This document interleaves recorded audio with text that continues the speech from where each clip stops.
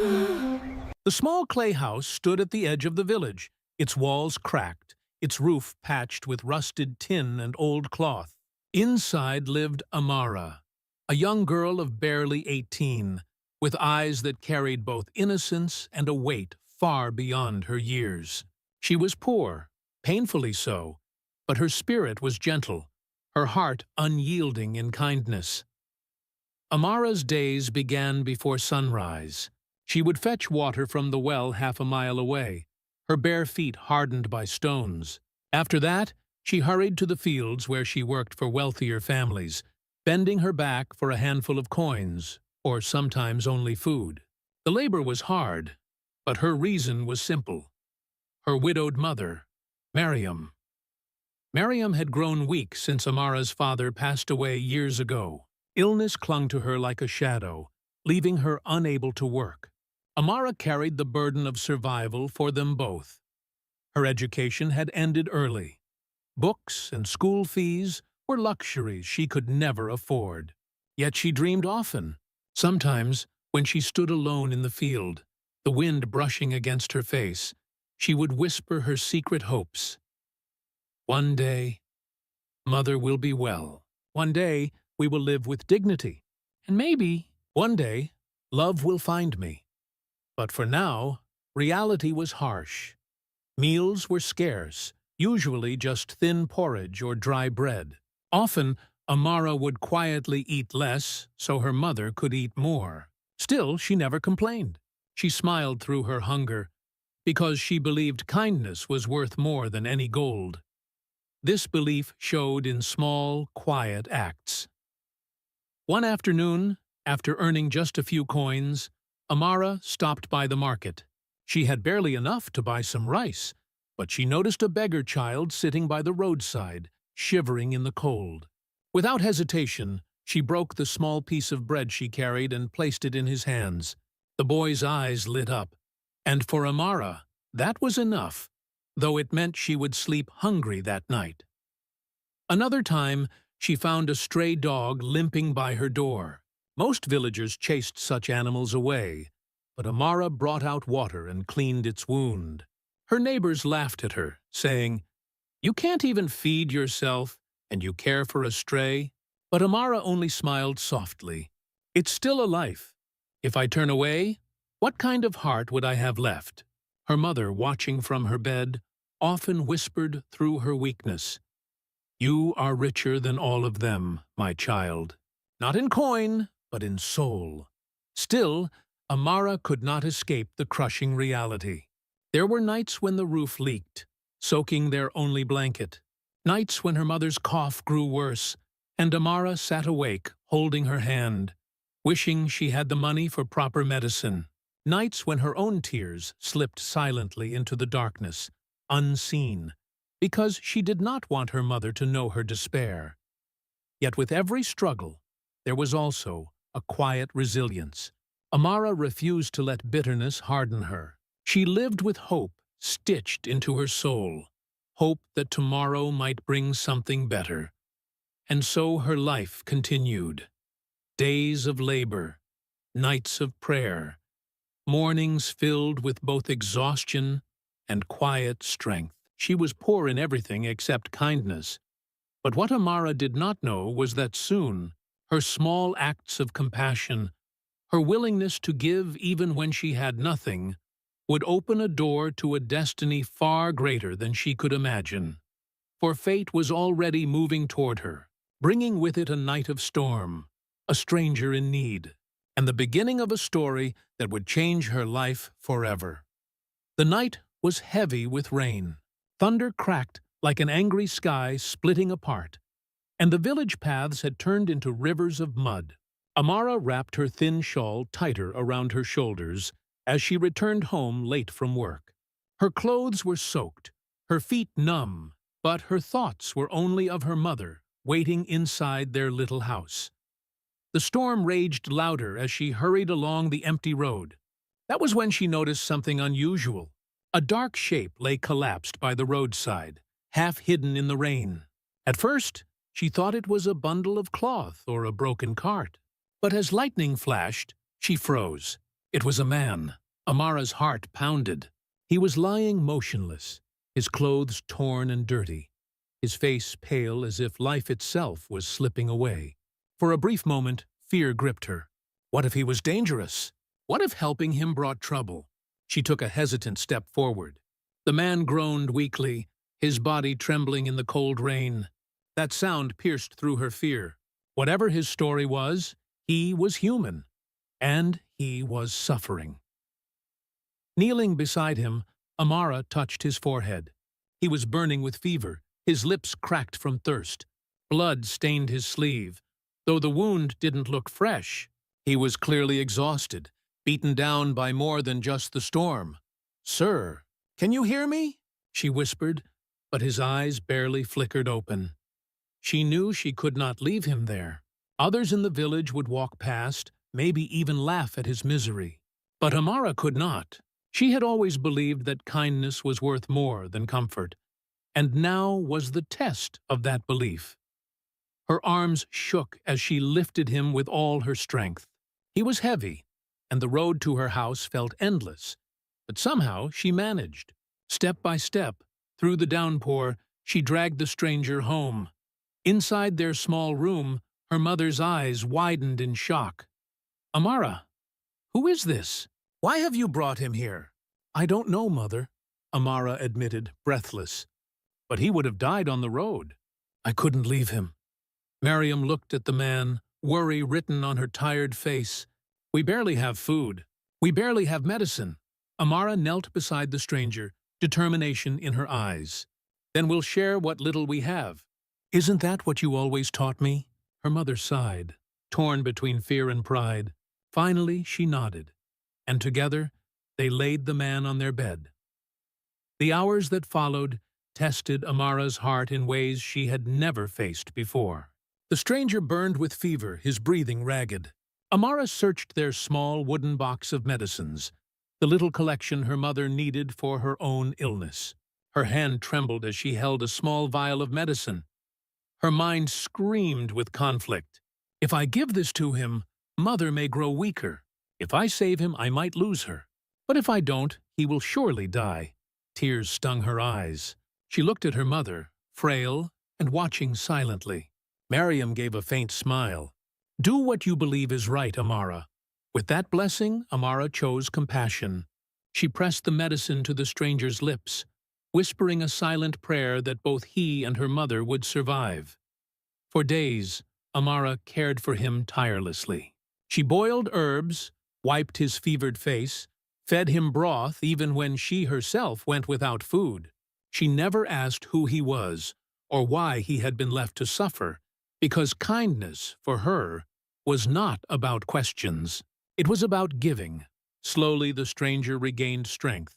His eyes opened wider each day, and though his body was weak, he watched Amara quietly as she worked.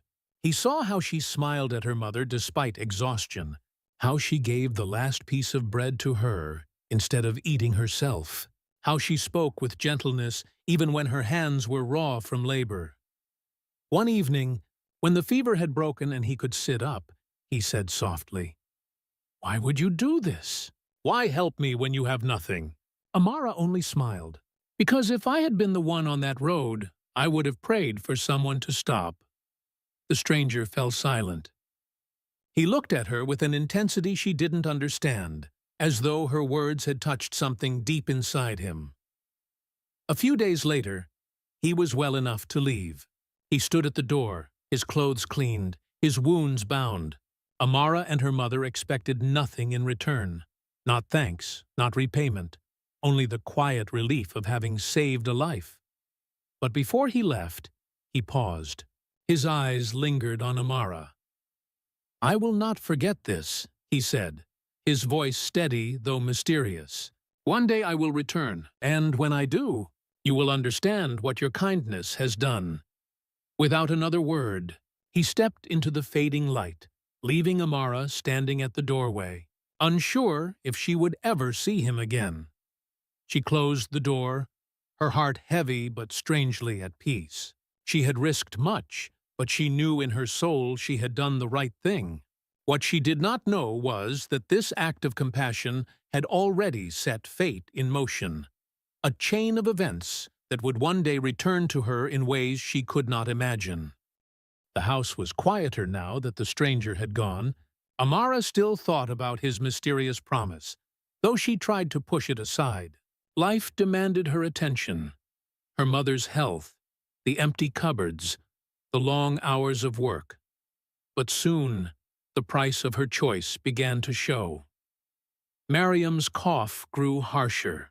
Her face, already pale, seemed to fade further with each passing day. The little medicine that had once kept her condition stable was gone, the very one Amara had given to save the stranger. At night, Amara sat by her mother's side, guilt pressing heavy on her chest. She held her hand and whispered apologies when she thought her mother was asleep. Maybe I was foolish. Maybe kindness is too costly. The truth stung. She had saved a man who disappeared without leaving even his name. And now the woman she loved most was suffering because of it. The neighbors were quick to notice. In small villages, nothing stayed hidden for long. She used her mother's medicine on a stranger. One woman whispered at the well, "Imagine helping someone she didn't even know, while her own mother wastes away," another added with a shake of her head. Some laughed cruelly. "That girl is soft in the head. Kindness won't fill her stomach. Kindness won't save her mother." Amara heard the gossip. Every word was like a thorn, but she carried herself with quiet dignity, refusing to argue, refusing to let bitterness take root in her heart. Still, at night, when she was alone, she broke down. Her tears fell silently into her hands. "Did I do wrong, Father?" she whispered into the darkness, remembering the man who had once been the strength of their family. "Did I fail her?"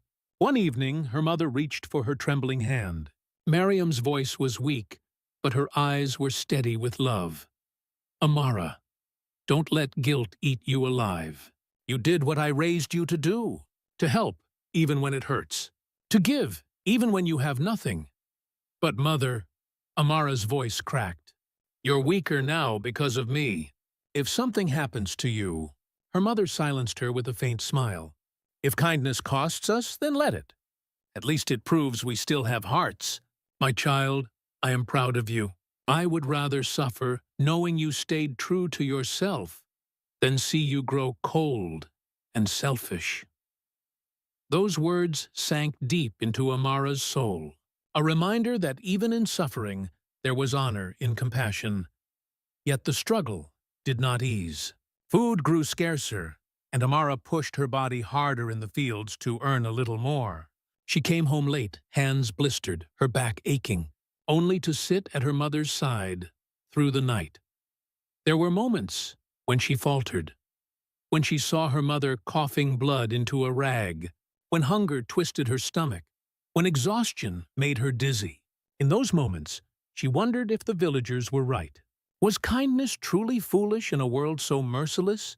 But then she remembered the stranger's eyes when he left. The quiet gratitude, the unspoken promise. And she remembered her mother's words. These things kept her from despair. The days stretched into weeks, each one heavier than the last. Amara's life was now a balancing act between duty and guilt, hope and exhaustion. Yet through it all, she did not harden her heart. She still paused to help her elderly neighbor carry water. She still fed scraps of bread to the stray dog by the well. She still gave the last spoon of soup to her mother before tasting any herself.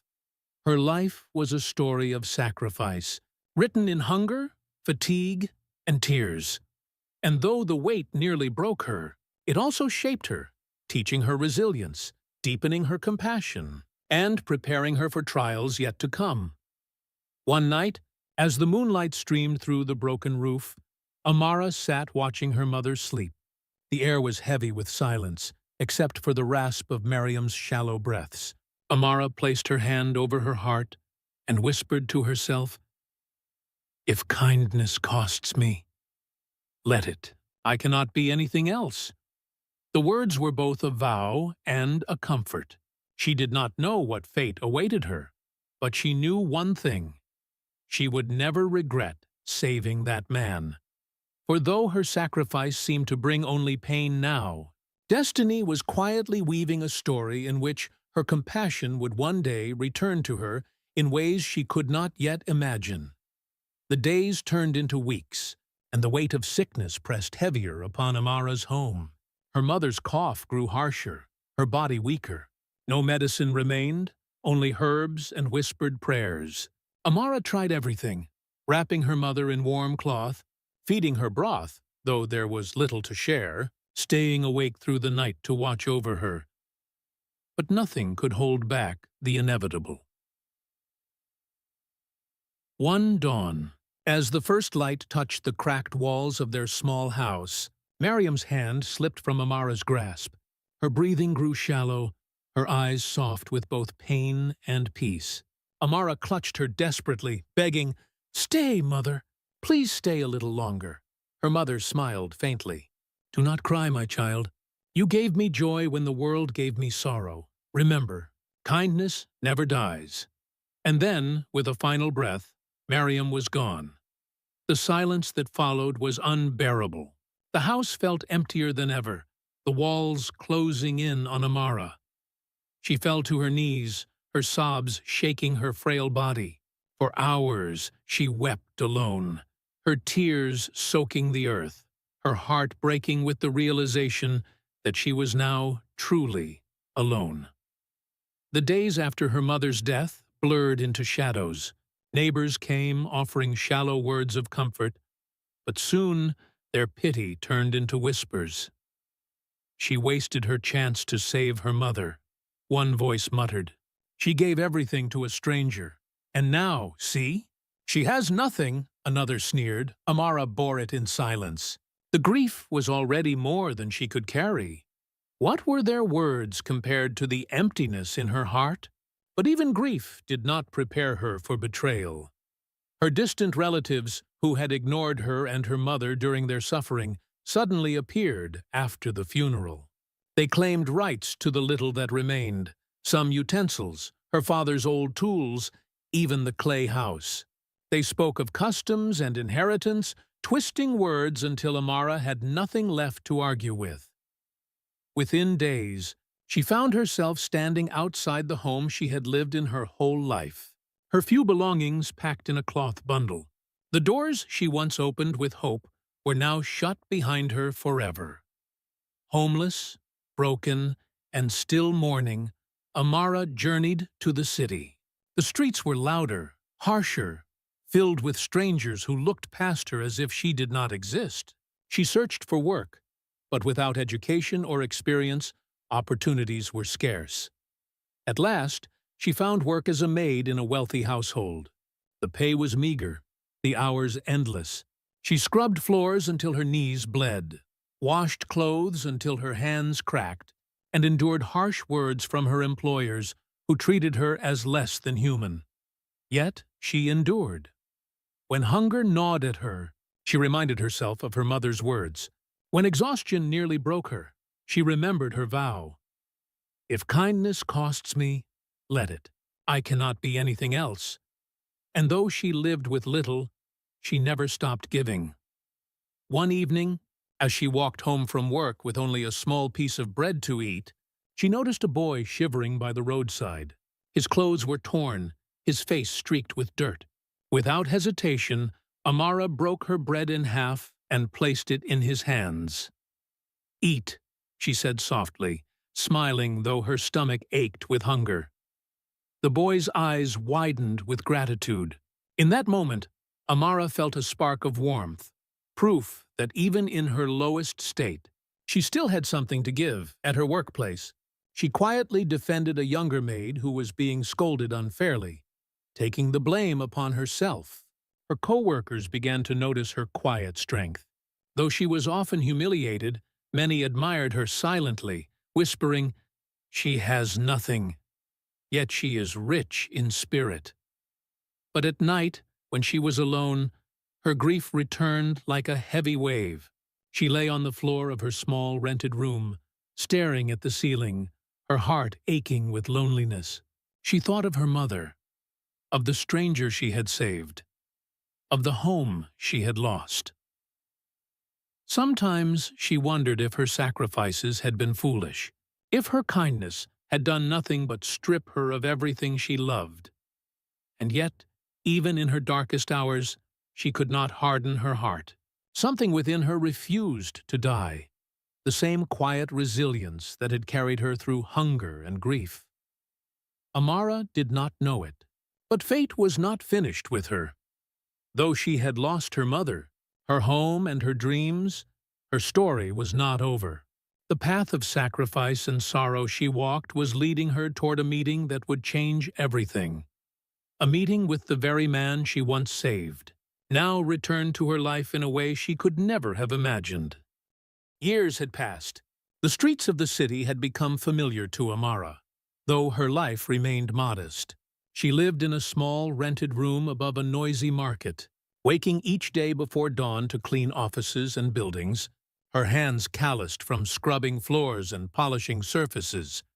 The work was hard, exhausting, and the pay barely enough to cover rent and food. Still, Amara moved through her days with quiet dignity, keeping her head low, her heart soft.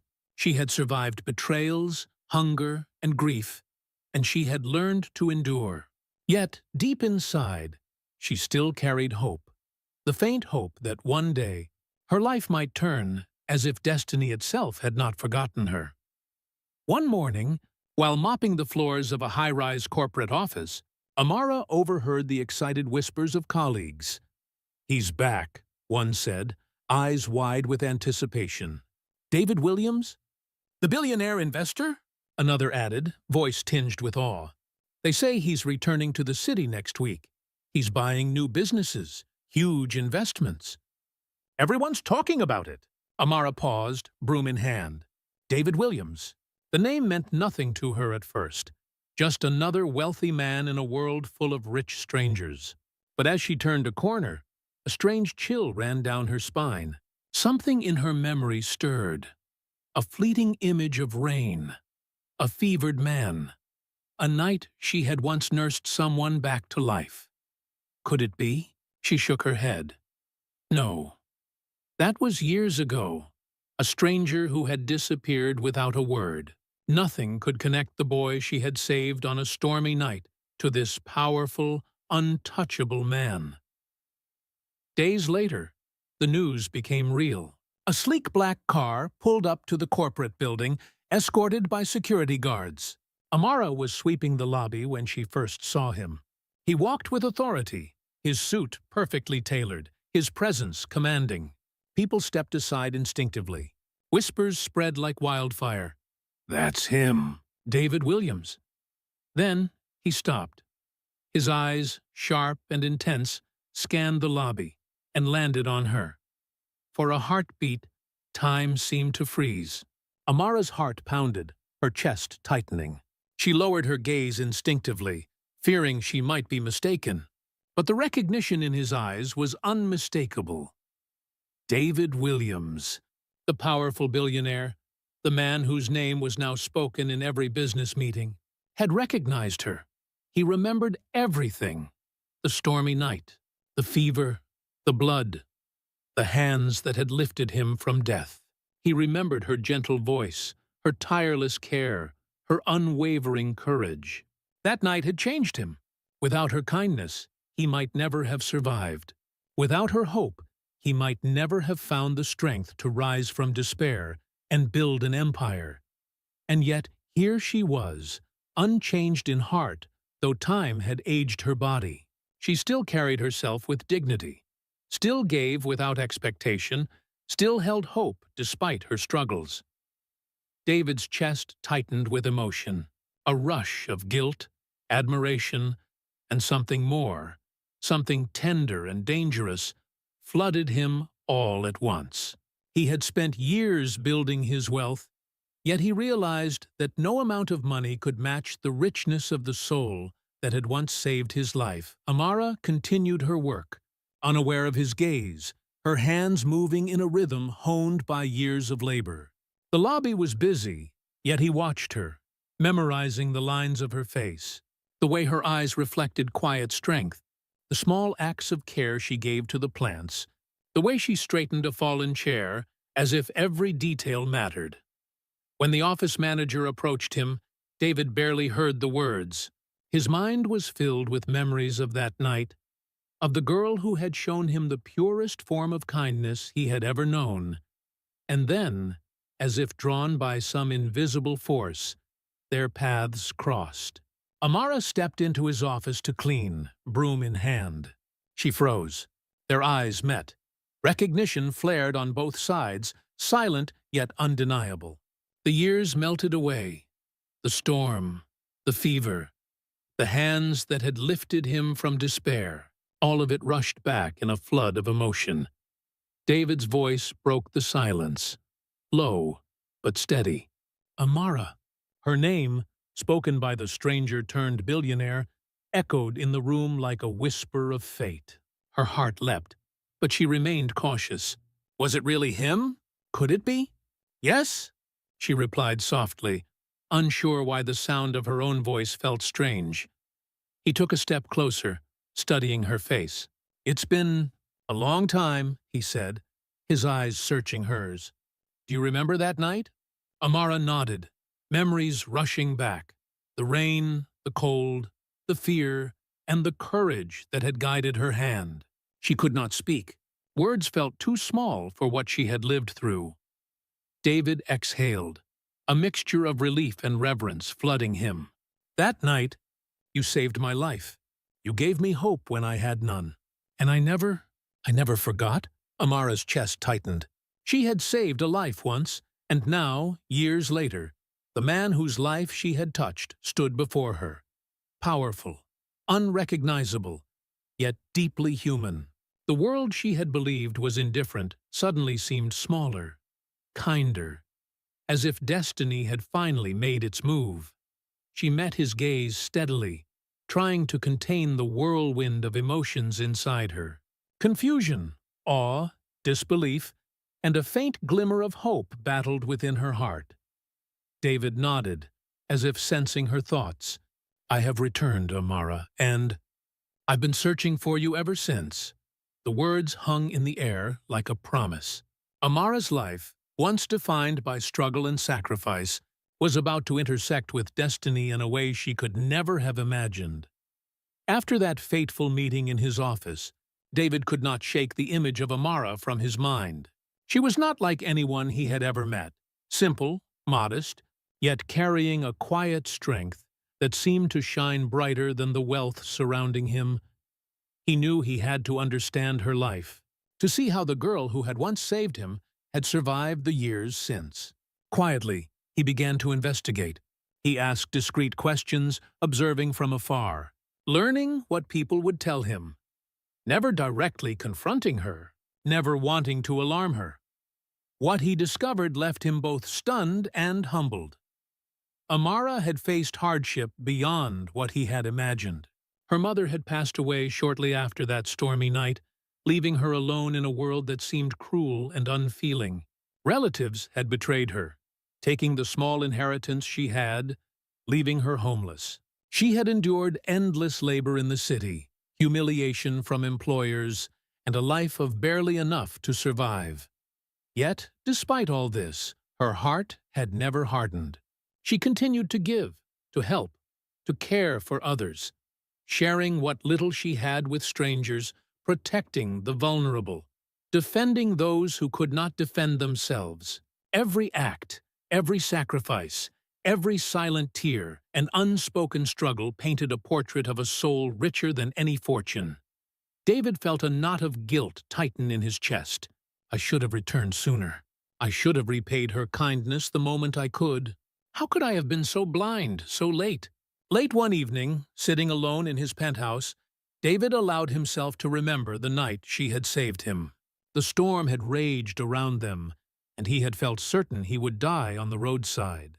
Fear, weakness, and hopelessness had weighed on him like chains. Then, a small figure had appeared. A young girl, drenched and determined. She had lifted him with strength beyond her years, carried him to safety, and refused to turn away despite the risks. She had nursed him, given him the medicine meant for her mother, and never once asked for reward. Her eyes, gentle and unwavering, had looked into his, and for the first time in weeks, he had felt hope. Hope, he realized now, that had saved him far more than food or shelter ever could. Memories surged, this time clearer than ever. He remembered the quiet nights she had spent by his side, hands raw from labor yet tender as they tended his wounds. Her small smile when he could finally sit up, her soft voice telling him it was all right to rest, the way she had placed her own needs last. David's heart ached with gratitude and remorse. Every coin he had earned, every empire he had built, could never compare to the gift she had given him: life, courage, and a reason to fight. He realized, then, that she had shaped him in ways he could never have imagined. Without her, he might have given up entirely. Without her faith in humanity, he might never have risen from despair to power. Every achievement he had accomplished carried her silent influence. And yet, she had never asked for anything. She had never sought him out or reminded him of her sacrifice. Her kindness had been pure, selfless, and unwavering. David sat in silence, overwhelmed. For the first time in his life, money and power seemed meaningless. He wanted nothing more than to protect her, to honor her, to ensure that the life she had endured for so long of hardship and sacrifice would now be met with care, respect, and love. A plan began to form in his mind. Not a grand, showy gesture, but a careful, deliberate way to lift her from struggle without taking away her dignity.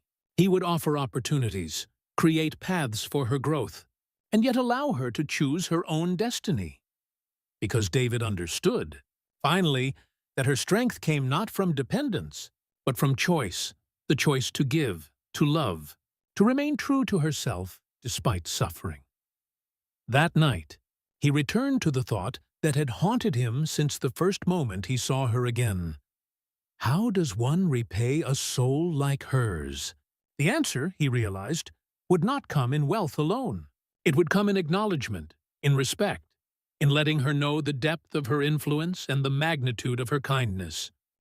And perhaps one day it would come in love, a love born not from power or wealth, but from destiny, from the life-changing act of compassion she had shown him on that stormy night so many years ago.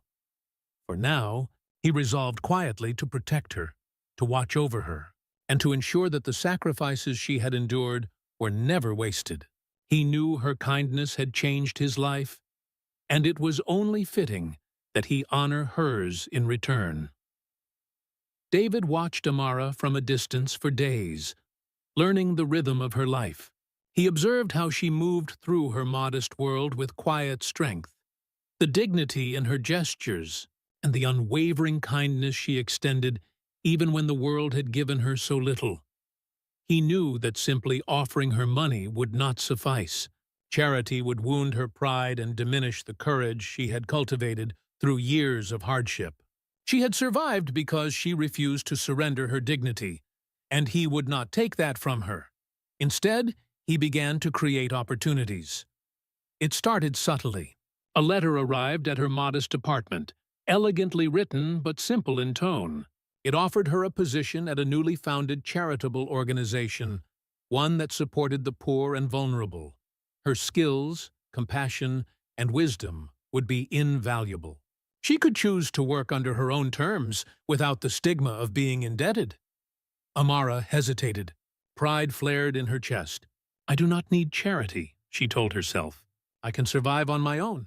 Yet curiosity and a faint hope nudged her forward. She visited the office, expecting an intimidating atmosphere befitting a corporate or philanthropic powerhouse. Instead, she found warmth, simplicity, and purpose. The staff welcomed her quietly, noticing her diligence and the care she extended even to minor tasks. David met her there once, formally introduced as the founder overseeing the project. He studied her carefully, yet spoke with humility, never flaunting his power. "Amara," he said softly, his voice even, "I have heard much about your work and your commitment to helping others. It is an honor to have you here." Amara nodded politely, still cautious. She had seen rich people before, men and women who spoke of charity as if it were a game. But there was something different about him. He did not patronize, did not flaunt wealth, and most of all, he treated her as an equal, a person with agency and value. For the first time in years, she felt a cautious sense of trust. As weeks turned into months, their interactions grew. David remained respectful, never pressing for gratitude, never reminding her of the past. He offered guidance and mentorship, yet allowed her to shine in her own right. Amara began to feel a subtle shift in her life. Her work brought purpose beyond survival. She had resources she had never imagined, books, tools, and support for those she sought to help, but always within the realm of her own choice. She admired his humility, his quiet patience, and his commitment to making a difference without grandstanding. And gradually, a bond began to grow. A bond built on respect, shared values, and unspoken understanding. David found himself drawn to her courage, her unwavering integrity, and the warmth she carried even in the face of adversity. Her laughter, rare but genuine, became a highlight of his days. Her compassion for others reminded him of the night she had saved him, the single act that had given him a second chance at life. One evening, after a long day at the foundation, David found her on the rooftop, gazing at the city lights. The glow reflected in her eyes, tired yet bright, and he felt a surge of emotion he could not suppress. "Amara," he said quietly, approaching her. She turned, slightly startled but composed. "You don't need to say anything," she whispered, sensing the weight behind his gaze. "I know," he replied, stepping closer. I want you to know how much I admire you. Not for what you've done for me alone, but for everything you've endured and still given to others. Your life, your heart. It's extraordinary." Amara's cheeks warmed, a mixture of embarrassment and quiet pride. She wanted to deflect, to say she had only done what she could, that she was ordinary. But she saw the sincerity in his eyes and felt an unfamiliar but comforting sense of being truly seen. In the months that followed, trust deepened between them. David continued to provide support in ways that preserved her dignity. Mentorship, resources for her projects, and a platform for her compassion to flourish. Amara, in turn, began to see him differently. The man who once carried the weight of his empire now revealed a vulnerability in his respect and care for her. She recognized the truth. He was more than his wealth. He was the same man she had saved all those years ago, but now tempered by experience, resilience, and gratitude. Slowly, gratitude turned into admiration, and admiration into something more. A quiet, unspoken feeling of connection. Yet Amara's heart remained cautious. She had learned that life could be cruel, and the gap between their worlds seemed vast. Still, she could not deny the pull, the sense that fate had brought them together again for a reason. One evening, as they walked through a community center Amara had helped establish, David stopped and looked at her with a gentle intensity. "Amara," he said softly, "I will never force your heart, but I want you to know, everything I am, everything I have, exists because of you. And I hope, one day, you will allow me to stand beside you, not as a benefactor, but as someone who truly values you." Amara felt her heart tighten, a mixture of fear, hope, and something tender stirring deep inside. She looked at him, studying the sincerity in his eyes, and for the first time allowed herself to imagine a future where she could trust, where love could grow despite their differences. And in that quiet, unassuming moment, a new chapter began, one where redemption, opportunity, and the quiet promise of love began to intertwine. The city buzzed with anticipation. News outlets had announced the return of David Williams, the billionaire investor whose wealth and influence were unmatched. Society expected grand gestures, lavish events, and the trappings of a life most could only imagine. But David's thoughts were far from society's expectations. All that mattered was Amara, the girl who had saved his life years ago, the woman whose kindness had guided him through despair and given him a reason to fight. He had watched her rise quietly through adversity, her strength and dignity intact. Now it was time to honor her in a way that reflected her true worth. The opportunity came at the Foundation's annual gala, an event meant to celebrate their charitable projects. The hall was filled with elegant guests, sparkling lights, and murmurs of excitement. But David had no intention of drawing attention to wealth or status. His focus was entirely on Amara. He waited until she was alone, arranging documents for the evening's speeches. The room, filled with glittering chandeliers and polished floors, seemed to fade away. In that moment, there was only her eyes bright, her hands steady, her presence commanding quiet admiration without demanding it. He approached her slowly, his heart pounding. The crowd did not matter. The whispers of society were nothing compared to the weight of the moment. "Amara," he said, his voice calm but charged with emotion. She looked up, startled, then softened as recognition and trust met his gaze. "You," she whispered, her voice barely audible. Memories of the stormy night, the rain, the fever, the fear, rushed back with clarity. Her chest tightened. Could this moment really be happening? "Yes," he replied gently. "It is you, always you, and I want the world to know it." Without ceremony, without grand gestures or ostentation, David turned to the crowd. His voice, steady and commanding, filled the hall. "Ladies and gentlemen, tonight I wish to acknowledge someone extraordinary. Many of you know me as David Williams, a man who has built an empire from nothing. But what you do not know is that my life changed because of one person, one act of pure kindness. That person is Amara." The room fell silent. Guests exchanged glances, curiosity and surprise written on every face. He continued, his gaze never leaving hers. "Years ago I was lost, broken, and without hope. On a stormy night, Amara saved me, not because she had anything to gain, but because it was the right thing to do. Her courage, her compassion, her unwavering kindness gave me life and purpose. Without her, I would not be here today." Amara's eyes filled with tears. She had never imagined this moment, never dreamed that her quiet sacrifices would be acknowledged on such a scale. Yet even amidst the attention, she felt no shame, only the warmth of validation and the quiet joy of destiny fulfilled. David stepped closer, lowering his voice so only she could hear. "Amara, I do not wish to overwhelm you with wealth or grand displays. I wish to honor you with truth, with recognition, and with love. Will you allow me to stand by your side, not as a benefactor, but as a partner, as someone who cherishes and respects you above all else?" Her heart raced. The world seemed to tilt around her. She thought of the years of struggle, the nights spent hungry and exhausted, the losses she had endured.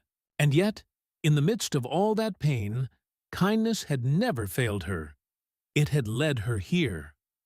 With a trembling smile, she replied, "Yes, I will." The hall erupted in applause, but Amara barely noticed. All she saw was David, his eyes steady, full of sincerity and gratitude, reflecting a lifetime of unspoken words. For the first time, she allowed herself to believe in love untainted by power, in a bond forged through shared humanity and destiny rather than wealth or status. David took her hand gently. Their fingers intertwined, a simple gesture that spoke louder than words. In that moment, it was not the grandeur of riches or the spectacle of society that mattered. It was the triumph of kindness, the endurance of the human spirit. and the power of love that had been tested by adversity. In the days that followed, their partnership grew beyond romance. Together, they expanded the foundation, creating programs for children, widows, and the poor. Amara's insight and compassion guided their initiatives, while David's resources and influence gave them reach. Their love became a symbol, not of wealth, but of hope. People whispered about the billionaire who had returned not to flaunt power, but to honor the woman whose simple act of compassion had changed his life. And Amara, once a poor girl living in hardship, became a beacon for others, proving that courage and kindness could shape destinies. One quiet evening, standing together in a small garden within the foundation, Amara looked up at David. The city lights twinkled around them, but it was the simplicity of their connection that held meaning. "I never imagined it would come to this," she said softly. David smiled, brushing a strand of hair from her face. "Neither did I, but everything, the hardship, the loss, the years of waiting, it all led us here. Kindness never dies, Amara. It returns, multiplied." She nodded, tears glistening, feeling the weight of the past lift from her shoulders. Her sacrifices had not been in vain. Every hardship had shaped her. Every tear had carved resilience into her soul. And now, she stood in a life she had never dared to dream, filled with love, purpose, and hope. Together, they built not only a life of shared happiness, but a legacy of compassion. Their foundation grew to touch thousands of lives, a living testament to the power of empathy, sacrifice, and love. And as they held hands under the moonlit sky, Amara realized with a profound sense of peace. The stormy nights, the hunger, the heartbreak, they had all led her to this moment. Her life, once defined by struggle, had been transformed by the very quality she had carried in her heart all along. "Kindness," David whispered, softly but with certainty. "We will face the future together, Amara. Every life we touch, every hand we hold, it all begins with the heart you showed me that night." Amara smiled, leaning into him, knowing that love had finally found its way to her. Not through wealth or luck, but through compassion, resilience, and the quiet strength of a heart that refused to give up. The story of the poor girl who once saved a stranger had come full circle, proving a timeless truth. Kindness never dies. It returns, multiplied.